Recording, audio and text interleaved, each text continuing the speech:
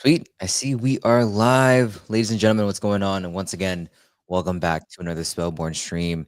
And as always, appreciate everyone here that is going to be slowly flooding in. And as usual, this isn't a space link, but it is a stream link. You can go ahead and still repost, like, comment, and even bookmark. And I encourage everyone that will be listening in today's space or stream. Leave questions in the chat if you have any here for Ghosty. And of course, we're going to be talking all about the next stage of Spellborne in today's stream. But I do just want to check in very swiftly here with Ghosty first before we do get started. Ghosty, what's going on today, man? How are we doing? Good morning. Good morning. Things are going well. How's everything with you? Beautiful, beautiful, man. I appreciate it again. Yeah, really excited to talk updates. Yeah, absolutely. Right now, I would say the game is in a stage where it's feature complete almost, and the next stage is just launching those features one by one because we have been holding back a lot of things. Uh, it would not have made sense to bring them into the production phase early on. So there are so many things that will be going live in the next 1 or 2 months, and within this quarter, we are going to be shipping out so many features, and our heroes are already testing a few things that we haven't even publicly mentioned. So a lot of things going on. Yeah. This is the type of stuff that I'm ready to dive into. But yes, also just want to really quickly shout out to the early individuals tuning in today. I see SKJ, I see Toonie, I see 711. Much love to you guys. But look, I think one thing important as well to address, Ghosty, is you already touched very lightly on it, but considering that Q2, we're kind of like in the middle of Q2 right now. Has there any been big milestones or even small milestones that has already been achieved while we are in this Q2 of this year? So in public milestones, no, but internal milestones, yes. We have, I would say, finished up almost all of the features that are required for TGE. I would say we are 98, 99% complete. Right now, we are in the phase of testing everything out one by one and making sure that there are no exploits or any possible bugs here and there. So that's the biggest milestone for our team right now. And we have been silent for the past 1 or 2 months, primarily because the updates that we have shipped are much bigger compared to the previous updates that we have been shipping in the past few months. And this can be seen with the guilds v2 update, or it can be seen with the hordes update. So right now our team, it's like we are kind of dividing the team into multiple sections where one half of the team is working on future content while the other half of the team is currently working on finishing up the 99% feature completion. So overall, that's the major milestones. And I would say a lot of things that the players are expecting on launch. That's something that we wanted to make sure that the things that players are expecting on day one, they should be complete. And this release shouldn't be something that they get surprised like this isn't available on day one, or that isn't available on day one. So that's not something we want. And we have been making sure and testing things out here and there, making sure everything is production ready, be it marketplaces, be it guilds, and also making sure that these features are ready for future updates. So for example, for guilds, we kind of shared a sneak peek into what would be coming next tomorrow. Yesterday we shared a sneak peek what would be coming next in the 1 or 2 months, I would say. Be it guild marketplaces, be it the guild wars events, and so on. So all those things, I think we can dive deeper into, because a lot of those things have been demanded by our players, and a lot of those are also very interesting ideas that we are experimenting with. And they will potentially bring a lot of new players, but also kind of give a lot of new things for existing players to interact with. I love this, and I actually want to get into that. And so that being said, Ghosty, what is out of all the many things that the community has been looking forward to? Let's highlight one of the few that is in demand at the moment. And what would that be? The primary thing I would say, that players are wanting is open marketplaces and basically player to player trading, so that they can, it becomes much easier for them to kind of breed their monsters rather than having to find the perfect balance, perfect, monsters that would match their current requirement. So those kind of things, they will get much easier once open markets go live. So this is the items marketplace. Players will be able to trade all sorts of different items. You can also kind of take a sneak peek into different items that haven't been introduced publicly yet. This list kind of shows all the items that are currently available in the game itself. So for example, if I look towards, for example, these move items. So these move items essentially teach a specific move to the monster, and these moves are not normally available. They're not available to the player via any sort of mutation or anything. These are only available via items. And these move items will be available via the PvP eras in future. So players would be able to teach their monsters specific moves that are rare, or that are especially new. So every monster in turn becomes very different. So that's the first thing. And move items are coming to PvP eras very soon.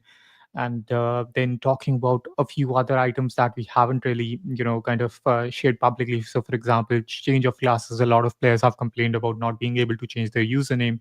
So this is one of those things, and a lot of different items here and there. So players will be able to trade their items on day one. They will be able to list items for sale or make an offer. And the marketplace, the main marketplace that is available in the major towns, so major towns, be it Yorokobi town or Isogashi city, there are no other locations where marketplace the main marketplaces would be available. So players would have to travel to these locations and trade items or trade skins. So they can trade tools as well, the cosmetics that they've collected from the battle passes, or they can trade their skins. And this is a very interactive interface where they can see the skins before buying, before trading, and basically make a better decision on what they actually want. So this marketplace covers items, skins, and tools. There is a separate marketplace that will be for monsters. This marketplace takes place off chain. So the items are not required to be minted, but once the trade happens, the tokens do move on chain from one wallet to another. So all of that happens, allowing players to trade items without having to spend a lot of their money in gas fees. This allows them to save a lot of money there. But for monsters, they would have to mint every monster before they want to trade it. So monsters marketplaces will be a separate marketplace that will be available in the daycare, and both of the marketplaces will go live on day one on TGE. So that's the first thing. And the second thing that players have been demanding is something that is a mixture of both guilds and marketplaces, essentially giving more utility to the guilds. So that's something that we actually talked about in a blog post that was published yesterday. So let me just open that for you.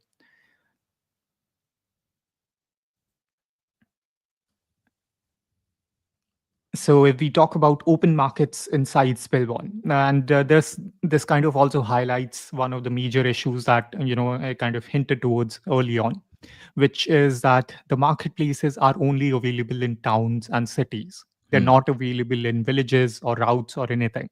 So the first marketplace is in Yorokobi town. The second marketplace will be in Isogashi city.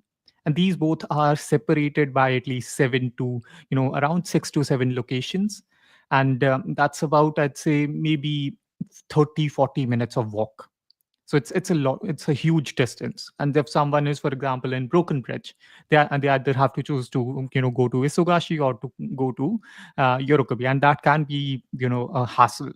So to solve this issue and also solve the demand for utility for guilds, what we've come up with is a system where they can find a trader in these routes. So every route that is, for example, Sunshine Trail or Mondo Swamp or Isogashi Fields, These routes, and for example, Isogashi Fields is the longest route. It will have a lot of NPC battles as well. And this can be, these routes will have a NPC called our new NPC, which is called Kentar the Trader. And this trader is basically your access to the marketplace, the main marketplace. But the difference is that these marketplaces are controlled by guilds. So every single week, guilds will be able to bid on these traders, on all the traders one by one. And these will be blind bids, so guilds can kind of pool in tokens and create a bid, and the winning bid gets to control the trader for the next week.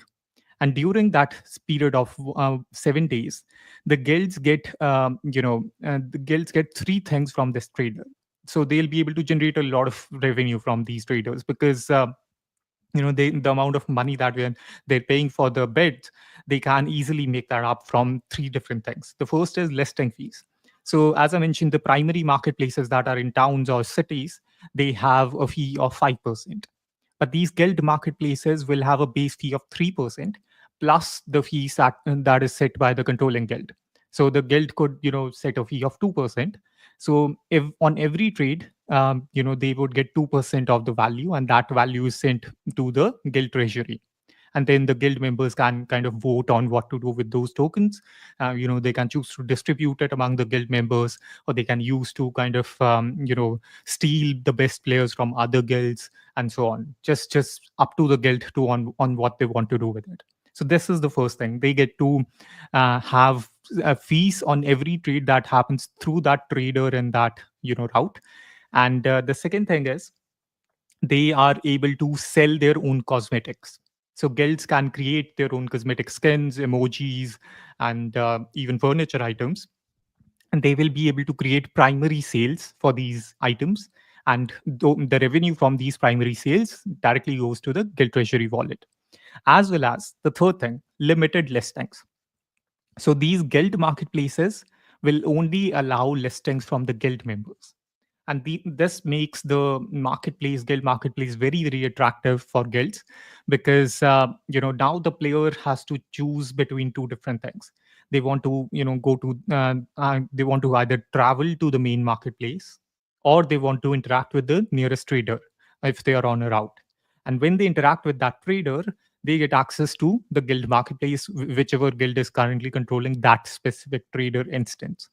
So this way, guilds are able to interact with the open market economy, where players can kind of even like provide the lowest amount of fees. Like a guild could what a guild could do is, if they want their if they want their listings to sell faster, they can set the fee to 0%, and all their guild members would benefit from it.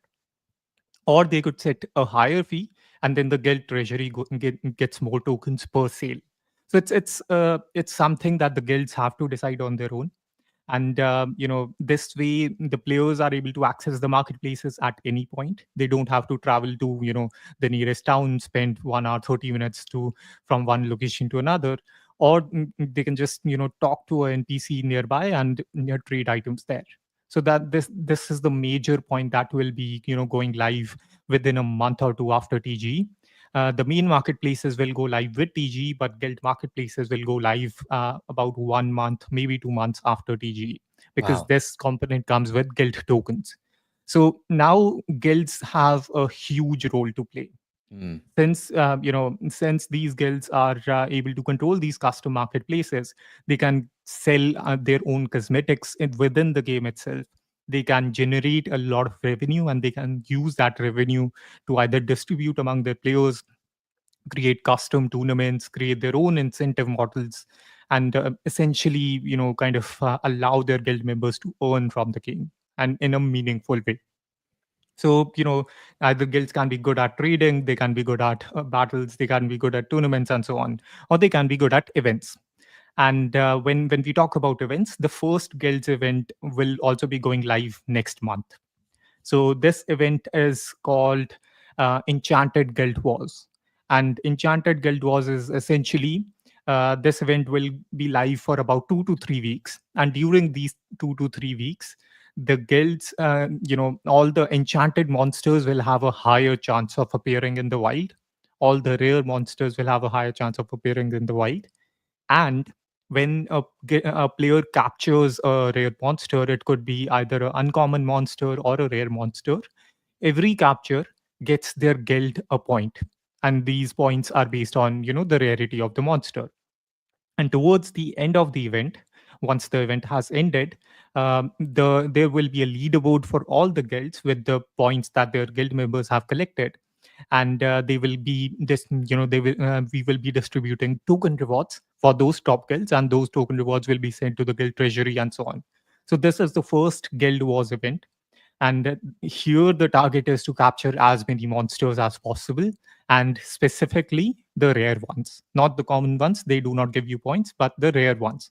So this is the first event that the players have been also asking for. Like, they wanted guild events where guild members can kind of meaningfully contribute to the guild. So a lot of things are going to go live for guilds in the next 1 or 2 months, and the first event is also going live next month. And this is one of the many events that we're currently working on. So yeah, this is, I think, one of the major things that players have asked for, which is trading and more meaningful interactions for guilds. And our team has been working on providing both as soon as possible within the game itself. Man, there's so much to unpack here, Ghosty, and I appreciate how in depth you went with this. My first question though, is this article or this blog viewable? Like, is it public? Can anyone read this? Yeah, it is available on our company website, so monstudios.co/blog, and then you can find all the blog posts there. Beautiful. Awesome. I do have a couple questions on what you shared here. So the first one being the listings fee. Um, is there like a cap to how many, I guess, items in general can be listed, or is this kind of just a free for all type of approach? So the main marketplaces do have a cap for newer players, but once a player, reaches a threshold, once they have been playing the game for a while, then there is no limit for them to trade.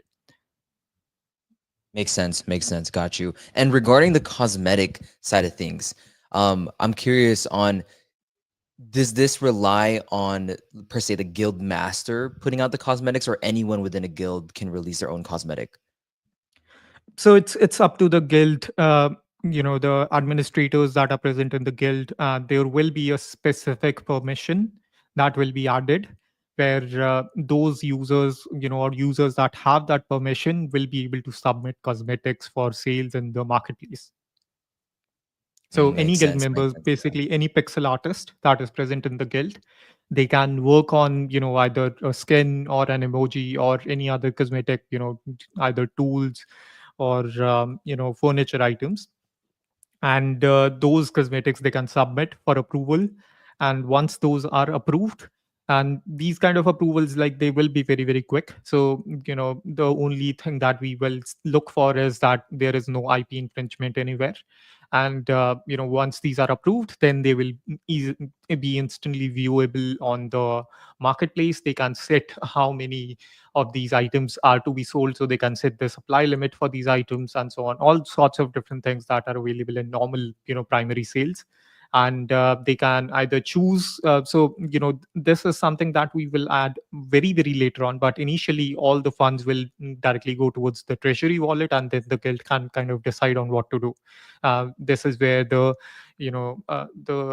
like guild proposals will come in, and for those proposals, guilds will use the guild token, the guild token that the guild members will get based on their, either they can either distribute based on contribution points and so on. So points is also something that we recently added to the game. Right, right. Okay, this makes a lot more sense now. And so, with all this being shared, you emphasize the importance of guilds now. Do you think you'll see an influx of guild creation in the Spellborne ecosystem, considering all these benefits that you just mentioned? Absolutely. So the guild event that I'm mentioning, this will be very, very highly incentivized. So we are expecting at least 10 to 15 new guilds with each, 100 members joining the game. And we are working with the Avalanche Foundation to bring in those guilds, and those guilds will be hosting game nights during that 2 to 3 weeks of period. So this will be happening around the token launch as well. So there will be a lot of new users coming in, there will be a lot of new guilds coming in, participating in that event. And the best part is that, since it will be around TG, once those monsters are captured, they will be instantly tradable as well. So that's the best thing about it. You get a rare monster, you can trade it, but you also collected points for your guild. And more points for your guild means more tokens for your guild, which means, if it's a guild that distributes tokens to its members, then more tokens for you. It's a win-win for every player. This right here, I think, is going to be the most important part. And so let's say in that scenario, Ghosty, with this influx of new guilds being created, how are you expecting to manage this new refined version of the Spellborne eco? Do you feel like it's going to be a lot of sub communities kind of being built under one big community, or do you kind of see this as one huge jar of, just Spellborne players just taking it upon themselves to form their own, community and kind of just have fun that way? How do you kind of see that? I will say that this would form sub communities more often, because right now you can already see, like, there are at least three guilds that are under the name of Uncrowned Kings because they have so many members. So Kings sub guild, Uncrowned King sub, and there's one more, I think, Uncrowned Kings, and this has 140 members, 111 members, 77 members. So this is a single guild group. So you can imagine how many such groups will exist once the full version goes live. So for example, SpellBR has 173 members in one, and SpellBR Omega has 107. So we are already preparing for such sub communities. And we're kind of changing how the parent and child guild system works. And we're also going to be converting it to a sister guild system, where no guild is at the top, but there will be kind of a single manager who can manage all the guilds. That's something that we are currently testing internally. That may not be the final version. Maybe we revert back to the parent child guild system, but we do expect to see a lot of sub guilds that will be popping up, primarily because the focuses for multiple guilds will be different. Like, certain guilds would be focusing on preparing for such events. So for these events, you need a lot of crystals, and you need to have a lot of crystals in your pocket. You need to have a lot of gold nuggets in your pocket. You can either do the daily event system, or you can prepare for such events. So it's up to the guilds on what they want to focus on, either farming, or trading, or these events, or the PvP era stuff. It's totally up to them. So we Mm. do expect to form like a lot of smaller communities will be formed. And that will also kind of help the economy explode from what it currently is. Like, this, I would say, in its current state, the Spellborn economy is kind of a sleeping giant, because a lot of things are possible. And the best part is, when you talk about Web3 games being popular, the best sort of marketing that these games have is that players can instantly earn from the game. And Right. for a lot of games, till now, even for us, that has been via the P2E, or kind of the season system, where you have to wait for till the season end. But once these open markets go live, they don't have to wait anymore. They can just find a rare monster, they can sell it, and they'll be like, I started playing this game today, I found a rare monster, and I sold it for these many tokens. That's the best part about it. So a lot of things will open up for the game, and I am extremely, extremely bullish about what is coming next. Like, these are the things that we can share. There are a lot of things that I currently cannot share, and that are a part of the game economy. But yeah, overall, a lot of things are coming for the players, and this is going to be one of the major components in the Spellbound economy in the coming months. I love this. I love this. I see we have a question in the chat here. People are wondering, when can we expect tokenomics? So tokenomics would be live, I would say. So the token launch we are targeting within this quarter. That is a very very high probability. We are just finalizing the dates with our partners, and as well as for our event partners, because what we are doing is we are kind of scheduling a lot of events around the token launch, which would bring a lot of players as well. That would be either interested towards the game or towards the token. It's up to them. But in terms of the tokenomics, they should go live within maybe the next 2 weeks. Uh, I would say maximum the next 2 weeks. And the token launch is targeted for this quarter. And I would say about 4 to 5 different events are also targeted for this quarter. So a lot of content, open markets, a lot of things that we have been hiding till now, and a lot of different features. One of my favorite features is this, riding a monster within the game. You can, so these are the starter monsters that were minted initially. So any player that owns a skitten, that owns a Sobek, or that owns a press leaf, they will be able to use these monsters within the game, and you can just ride them, and move around in the game with compared to any other player. So if we compare this, you can already highlight yourself within a crowd. So Yeah. that's the best part about it. I love how smooth and the animation is even in game. Um, and yes, that's something I actually want to bounce a little bit forth here with you. Go see is like from a I guess a visual impact changes on the Spellborn gameplay. Will there be anything significant that's coming in here with these updates? Not in the short term, but we do have something for the battle itself. So, for Mm, example, till now, players have I sometimes complained that the battle animations are kind of lightweight, and this is primarily due to multiple reasons. The first being that these monsters are limited to level 36, so they do not unlock their highest attacks, and those attacks usually unlock around like level 40, level 44. Those attacks have the best animations. And the second thing is, for the newer attacks that we are adding, this includes the attacks for the item, the move items that are showcased. Those attacks have the best animations. So like, we are trying to make sure that the battle system becomes more and more attractive, with better battle animations and so on. And that's the main priority for our artists right now that work on the battle side of things. So that will massively improve the overall fun or the experience that players have in playing battles. So that's the major thing. Otherwise, I wouldn't say that any major stylistic changes that might be coming. Of course, there are map expansions. So when I showcase the map on the blog post, you could already see 6 more locations. So from Sunshine Trail, we currently have Yorokobi, Sunshine Trail, and Haiba Village, but as well as Broken Bridge and Mondo Swamp.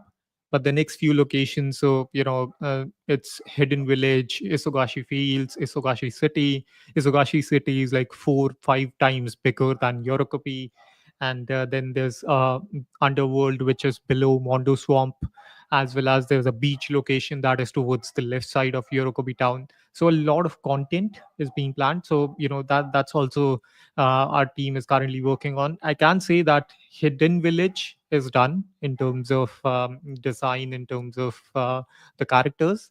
Isugashi Fields is currently being worked upon. Isugashi City is done in terms of art assets, but the placement of buildings and the design, everything is currently being worked upon. So the last two locations on the right side, they're currently being worked upon. There's a beach location that will be on the left side of Yorokobi town that will be coming probably in Q3, Q4. But yeah, a lot of content is being planned, and that's the major visual change I would say that players can expect. Like the map will be massive in future. So these the guild traders, they will play a major role in the coming future. I love this. I love this. And regarding the open market side of things, how do you kind of see this impacting the expansion of the amount of players and users that will be finding and discovering Spellborn for the first time? Curious how you kind of see this unraveling, Ghosty. Yeah, so actually that makes the market much more accessible for players, because now, when you look at the marketplaces, initially they will be only available in the towns. Once the NPC comes into play, they get the chance to trade items for a cheaper fee. They also get to trade items that are specifically available in these guild marketplaces. So, as I mentioned, the listings can be only by guild members. This opens the opportunity for marketplaces where you get a lot of items for cheaper, because the guilds want to generate a lot of fees and so on. And it's going to open up a lot of different directives where players would be able to kind of buy from one marketplace and then sell on the other marketplace and make a small profit there. So these kind of things, the smaller things will add on. And this will allow players, when for example, if someone comes in after TG, they start the game. They complete about, I think the marketplace requires maybe 10-12 quests for completion, and then the marketplace opens up for players. And after that, any rare monster they capture, they would be able to sell instantly. So the difference between starting the game and earning from the game would be reduced to less than 1 hour. And that's the best thing about open markets. That's the best thing about these guild traders.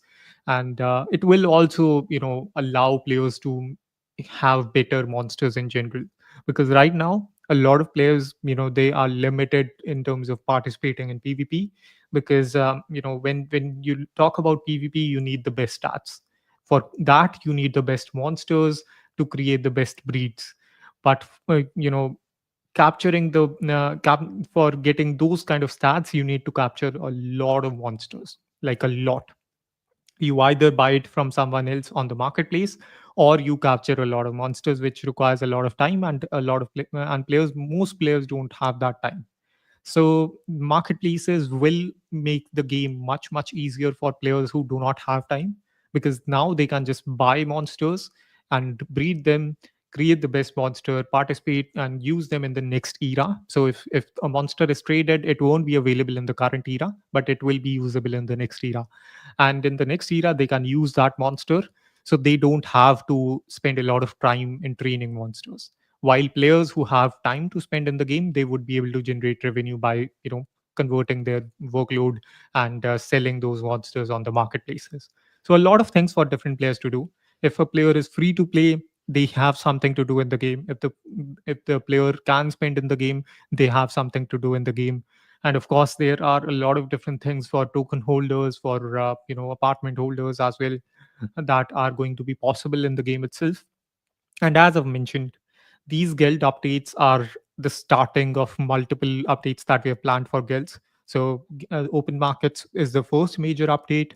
After this, we will be adding guild tasks as well as furniture items for apartments, where your guild den kind of becomes an important place to hang out.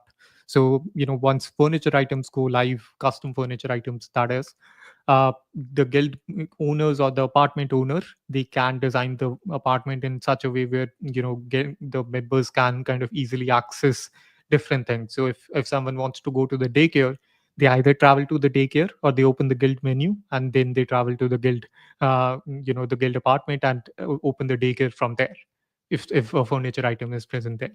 So a lot of different things are coming. And our goal is to make sure that we add things when they make sense. A lot of things we still have hidden, primarily because currently they do not make sense in terms of adding to the game. So for example, the monster mount that you can see currently in the game, that's one thing.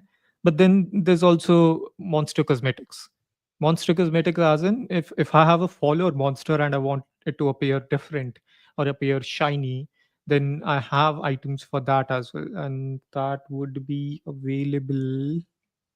Let me just find. Yeah, these are the cosmetics. So cosmetic frosty puffs, golden sparkles, halo. So halo would just put a halo over your Whoa. monster follower. So these Yeah. kind of things. These have already been completed like months ago, but we haven't really pushed them out for players because currently it doesn't make sense. And these will be available via the glory store. So players Mm, who have tokens. So for example, if I am a player, I started playing the game. I play the game. I get a rare monster. I sell it, and I have a lot of tokens. Now what to do? I can stake those tokens, and I can generate points from the glory store, where I can just hold my tokens and save those points for these kind of items. Buy those items from the glory store, sell them on the marketplace, and earn more tokens, and repeat, rinse and repeat, where I just get tokens for holding the token itself. That's the best thing.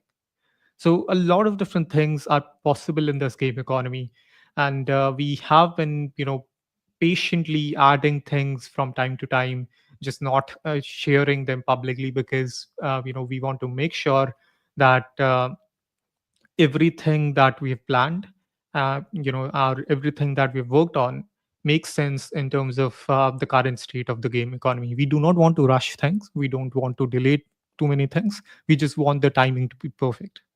yeah. And first of all, I'm gonna address some questions here. I see a question from Jake. When Isogashi City? As I mentioned, currently it is being designed. So the next content update will be a very, very big one. It would introduce, I think, 4 different locations.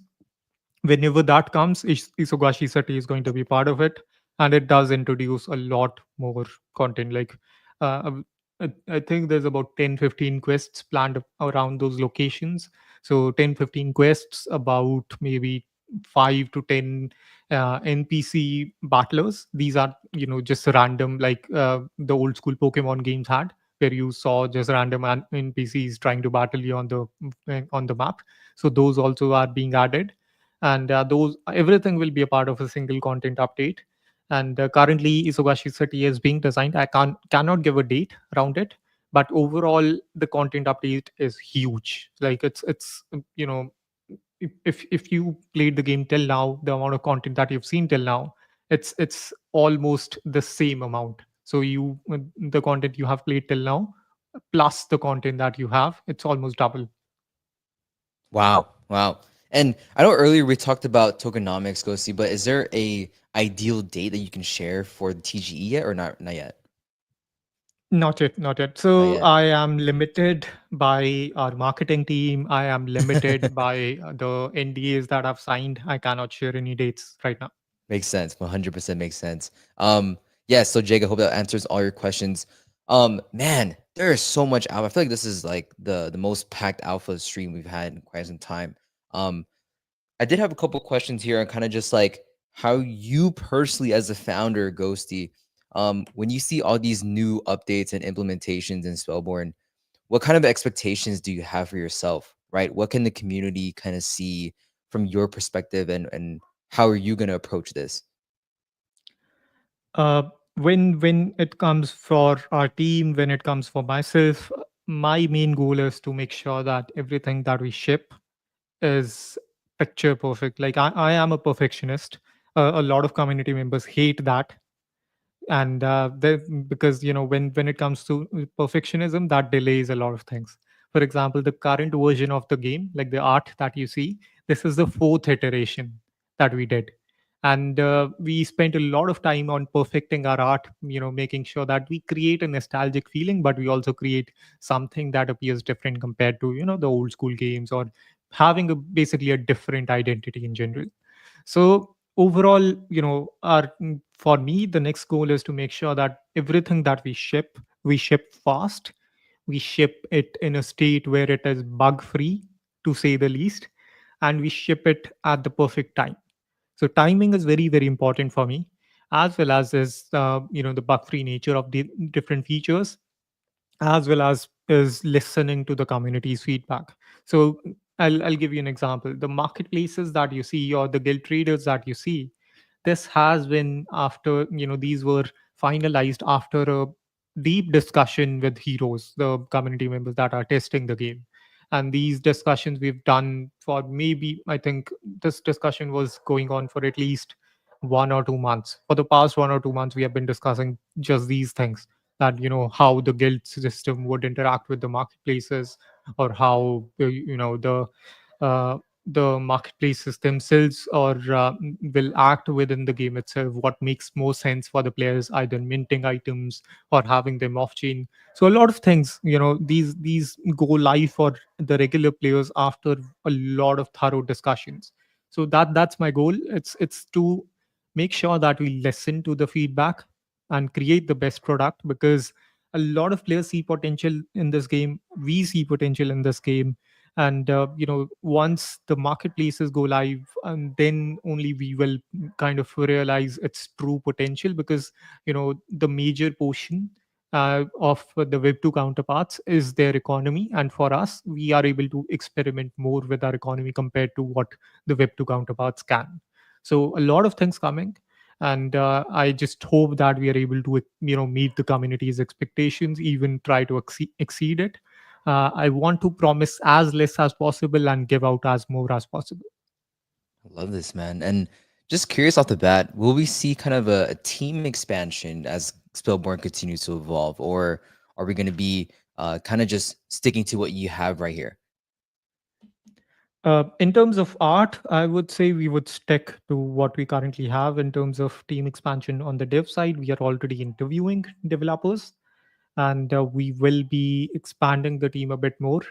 Primarily, I would say the differences would be minimal. It's because we have completed all the major development requirements. Next up, it's just content updates, and that does not require a lot of developers. That does require writers, and that's something that we have been constantly working upon. Like, writing takes a lot of time, and we have to go back and forth with our writers. We have to go back and forth with our uh, you know developers, on making sure that everything that we are designing makes more sense in terms of the gameplay, as well as the story, as well as the user experience that we create. So yeah, we will be expanding on the dev side, but on the art side, we already have very, very talented artists, and we are happy with the current set of the team members. Love this. I love this, man. And this makes me so excited. First of all, for hearing all this, and of course, um, to everyone here that's listening and watching today's stream, I hope everyone realizes the potential of many opportunities ahead that lie for you. I encourage people though, if you're not in a guild, I think that's like the biggest key takeaway of today's stream is get in a guild, join a guild, or even create your own. Um, and Ghosty, just a couple more questions on my end. When you look at the broader view now of Web3 gaming, and we kind of see this expansion of users and players, where do you think Web3 gaming's impact on traditional gaming audiences, like people in Web2, do you think we'll slowly start to finally see more heads turn towards our direction? More, I mean, and not even just in crypto gaming, but crypto in general. How do you kind of see that long-term impact that this gaming narrative continues to have on outside audiences? As I've said before, it just depends upon the quality of the product. And for example, a lot of games, when you build out a game, be it it can be as different as possible. It will be compared to its existing counterparts. If any idea in gaming, any idea that you might think is new, it's not. Any idea that you have will be compared to existing ideas that were previously tested out and launched. So for example, if you launch out a game, and players would say, this reminds me of this game, this reminds me of that game. So for a lot of web3 games, like almost all web3 games, these will be web2 counterparts. So your goal is, when you are compared to those web2 counterparts, so for example, our game would remind players of PokeMMO, or our game would remind them of PokeRogue. Our goal is to create a better user experience, or better, or a fun experience for players when they compare our game to PokeMMO. And our game should have more content, our game should have more features, and all sorts of different things. And once we have that, once we create that good user experience, good player experience, a fun experience for players, then only we will be able to succeed. Otherwise, web2 users, they don't have the patience, or they are not required to come and then try out our games. So that's the main thing. It should be a good product, but it also should be better, at least when it is compared to its web2 counterpart. That's the main goal for all games. That should be the main goal for all games, is to create a good game, a fun game, new ideas if you can. Those are very, very difficult, to say the least. But yeah, overall, that's my main takeaway. Like, if we want players to come in, they will come if you have a good product. And of course, a good product does not equate to success. And this is true for web 2 and web 3 both, primarily because you need to also learn how to market it. So for example, the Cult of the Lamp game, I'll take that as an example. It wasn't a success until their marketing was changed and they ramped up, and did kind of a community based marketing. Once they started that, it was, instant success. Their followers jumped from, I think, 29,000 to 104,000, and then 400,000. So the difference is massive. All these components play a major role. It's not that, you could build a good product and then expect players to come. They won't. You need Yeah. to take the game to them, and you need to make sure that they have fun while playing it. I think this is exactly why we're hopefully starting to see a matured, refined approach to gaming here. I think this emphasis on quality is much, much needed now. And Ghosty, just curious on how you see player-driven markets. Do you think this is going to be the new model for gaming across the board? I would say so, because it makes a lot more sense compared to how traditional gaming has worked. And when you look at it, it's very, very inspired from one of the best. When, for example, when we put forward this idea internally, the first comment that came is that this economy reminds them of Eve Online, where the guilds could, or the companies could, create their own sub markets and have their own economies. So, and that's one of the more, most interesting economies in the gaming world, as well as one of the more successful economies in the gaming world. And when you look at what blockchain is and how this open market stuff works, it is a perfect fit. It's as perfect as monster catching games being a perfect fit for trading. So I would say, that we can expect a lot of games to move towards player driven markets and open markets, as is our idea for guild markets. And this also, because this not only does it increase the participation of players in controlling the game economy, it also does kind of open it up to more, more ideas, where now the players can kind of have different ways of earning within the game economy. There could be just players who just buy from one market and sell it on the other. So a lot of different things are going to be taking place. And I expect that this would be adopted by a lot more games, especially in the web3 space. It's fair. It's fair. I love that take, man. And man, first of all, Gozi, appreciate the past hour here with you as always. I myself personally, just one more question on my end.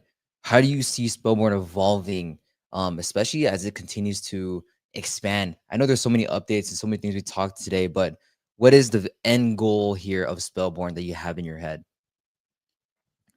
The end goal is that this game should be, designed by the community, played by the community, controlled by the community.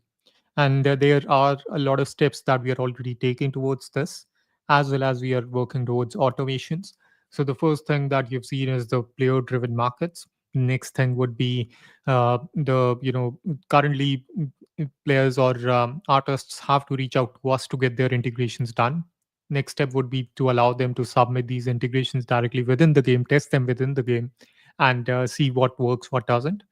So that would be the second step.